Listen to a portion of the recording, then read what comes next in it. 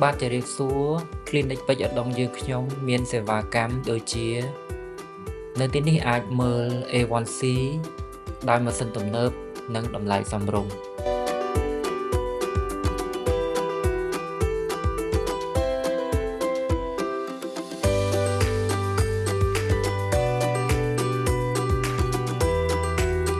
ហើយយើងក៏មានសេវាកម្ម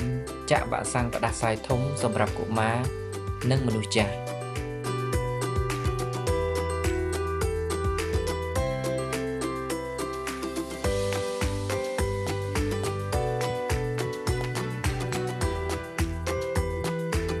យើងមានការព្យាបាលជំងឺសន្លាក់រ៉ាំរ៉ៃ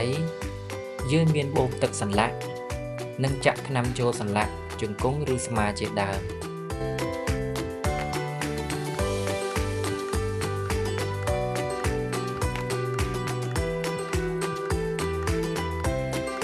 យើងក៏មានសេវាកម្មព្យាបាលជំងឺសើស្បែក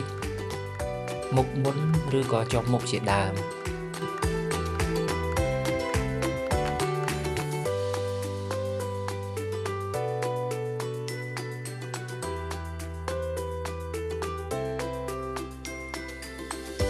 យើងមានការព្យាបាលជំងឺលើសឈាមលើសខ្លាញ់ទឹកនោមផ្អែមនិងជំងឺបេះដូង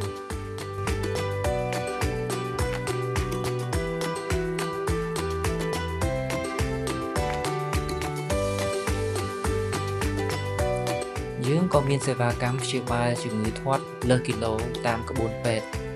ដែលមានសុវត្ថិភាពខ្ពស់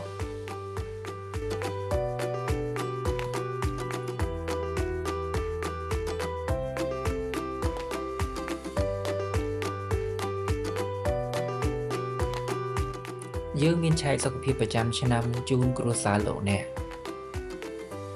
សូមអរគុណដែលមកទទួលសេវាកម្មព្យាបាលនៅ Clinic យើងខ្ញុំ